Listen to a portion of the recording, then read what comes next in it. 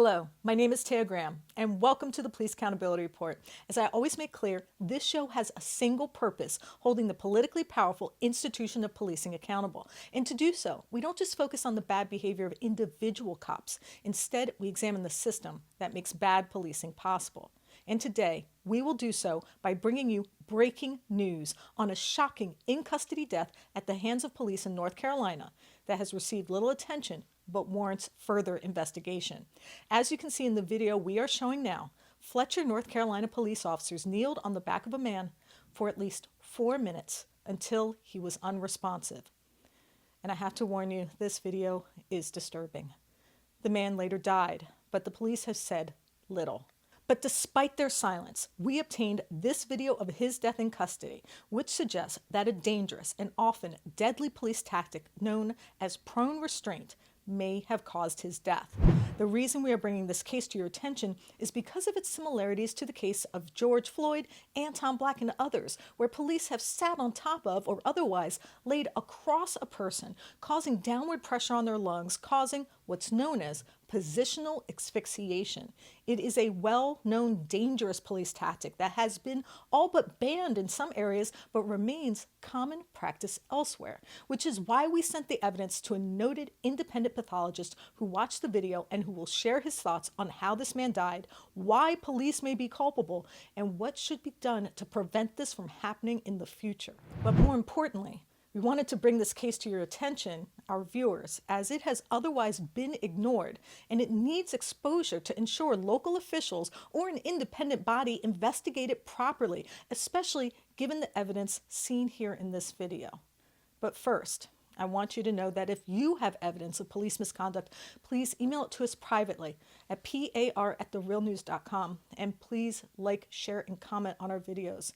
You know I do read your comments and appreciate them. And of course, you can always reach out to me directly at Taya's Baltimore on Facebook or Twitter. And of course, if you can, there's a Patreon donate link pinned below, so we do have some extras there for our PAR family. Now, as you know, we usually publish the Police Accountability Report on our regularly scheduled time slot of 9 p.m. Eastern Time.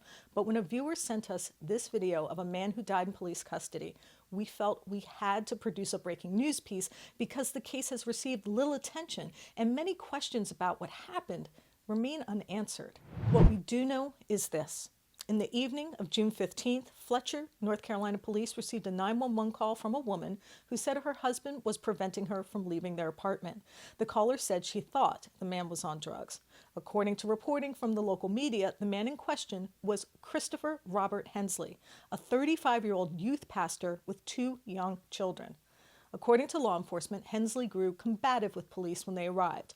Officials say they fought with Hensley and tasered him. However, there are few details about what that means or why it leads to what you are seeing in this video. And I want to warn you before I show it that what you are about to see is very disturbing. The images you are watching were taken by a resident of the apartment complex where the arrest occurred and was subsequently posted on Facebook. They show roughly 8 or 9 Fletcher police officers and Henderson County Sheriff's officers restraining Hensley, who is prone on the ground, handcuffed. As several officers lean on his back, Fletcher can be heard pleading for help. As you can see, he is moving underneath the officers who continue to put downward pressure on his body. Take a look.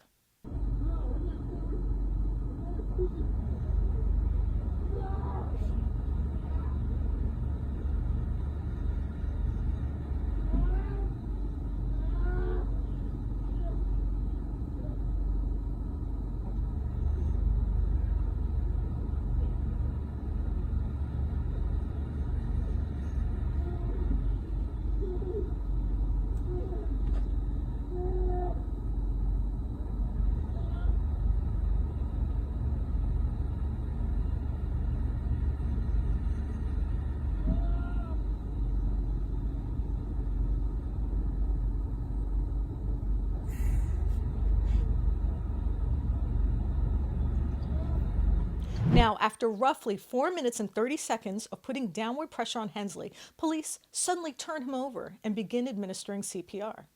Just watch.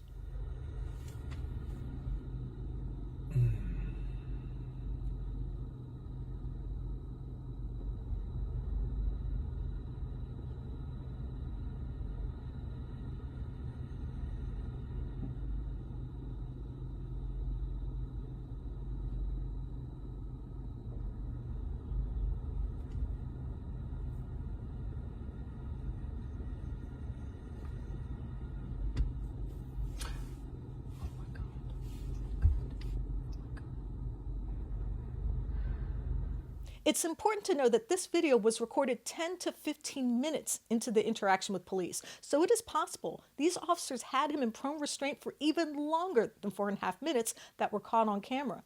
However, in our conversation with the noted forensic pathologist Dr. Cyril Wecht, he confirmed that it can take as little as 4 minutes to deprive someone of oxygen and cause death. Now, it's also worth noting that it's well known that placing downward pressure on someone's back when prone is dangerous. When someone is prone on the ground, weight applied to the back prevents the lungs from inflating. This results in a condition known as positional asphyxiation or riot crush. The downward pressure makes it impossible for the diaphragm to expand and the lungs to absorb oxygen, which can result in death by suffocation. It's also the same tactic that led to the death of George Floyd in Minnesota and Anton Black in Greensboro, Maryland, right here. Which raises an important question. Why did multiple officers sit on his back? And why, given the general awareness of the dangers of positional asphyxia, did the officers continue to apply their body weight and pressure? I mean, as horrible as this is to watch, you can see Mr. Fletcher's legs flailing. He is literally fighting to breathe as the officers casually and apparently indifferently continue to apply downward pressure. Someone is even captured in the video watching this while enjoying a smoke. But even though this case raises these troubling questions about police use of force, there has been little mention of this notoriously dangerous police tactic or exactly why the officers felt compelled to apply it in such a reckless manner. In fact, like many police-involved deaths, officially, local law enforcement has said little about the case, and the local media has made little effort to push back on their silence, which is why we decided to do this breaking news story. Police did put out a press release that said, quote, Hensley became unresponsive after he was placed in handcuffs, but they did not address or mention what we have seen in this video, and local news reports offered little more than the official police response in a conveniently leaked 911 call. So myself and my reporting partner Stephen Janis have been working the phones and talking to experts about the evidence that is publicly available, and to discuss our findings, I'm joined by Stephen, who is standing by now. Stephen, thank you for joining us. Tay, thanks for having me. I appreciate it. So, Stephen, as I already mentioned, we immediately suspect that this might be positional asphyxiation. So you reached out to noted pathologist Dr. Cyril Wecht, who has conducted many high-profile autopsies. Tell us what you sent him and what did he say? Right. I sent Dr. Wecht the video that you've already seen showing the cops sitting on top of Mr. Hensley and, had him analyze it and look at it from his perspective as a medical pathologist. And what he said was pretty damning. Let's listen. My initial impression is that this case is almost a twin of the George Floyd, Derek Chauvin situation. It is as brutal, as barbaric as that was, in a way more so because of the multiplicity of officers involved. You have this man on the ground. I do not know what the circumstances were, whatever they were, even if he were a fleeing felon. You've got 6, 8 officers there. He's not going anywhere. You see him struggling and moving and kicking. It's obvious that he can't breathe. He's face down. And where have they not lived in America? Have they not seen and read about the George Floyd case? Are they not aware of positional asphyxiation? Go and find out from that police department locally, Fletcher, North Carolina, and the state of North Carolina, what they are teaching cops now in terms of positioning people and so on. But so you have him, whatever he's done, whatever you think. So let him sit up. Let him sit up. Where the hell is he going? You got 8 officers there, and they're all solid-looking guys. So let him sit up and breathe. So clearly Dr. Wecht believes that this is positional asphyxiation. He is a noted pathologist. He has a long history of making judgments on these type of cases. So I think it's pretty strong science what he's saying, and we should definitely pay attention to what he thinks. See, that's interesting. I noticed he mentioned training standards. You've been trying to get in touch with various agencies in North Carolina about the use of prone restraint. What have you heard, and what are they saying? Well, I reached out to the agency that trains police and certifies them in North Carolina, and they were very emphatic. They finally got back to me in email and said they do not train officers to use prone restraint beyond handcuffs. In other words, once a suspect is handcuffed, they're supposed to not have him prone anymore, he or she prone anymore. They're very emphatic about that. I'm showing the email on the screen.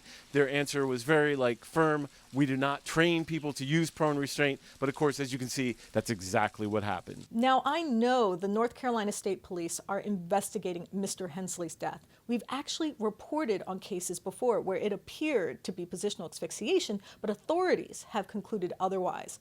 What should we expect from the official investigation? Well, one thing that's interesting is that we don't see the 5 to 10 minutes prior to the camera running from the person who was filming it on Facebook. So they could just sort of conjure some sort of combative person or some sort of terror or something, that we don't see and that we can't really prove, and it'll be based upon their word probably. I don't know if there are other witnesses. And the second thing they're going to talk about is what was in his system. I think they'll wait for the toxicology and come back and try to make some innuendo that there were drugs in his system. We don't know. We only know from the 911 call, but we don't know for sure. And I think they're definitely going to try to use that. And then finally, they might come up with something like excited delirium that they use in cases where even though they know they're responsible, they have to conjure a reason that they're not. So these are the things to look out for. I promise you we'll continue to report on it to make sure there's some counter narrative to the police narrative. Now, I want to let everyone know we reached out to Mr. Hensley's family. They told us they hold police accountable for their loved one's death and that they will be releasing evidence soon to prove their case. And they have also consulted a pathologist to do an independent autopsy.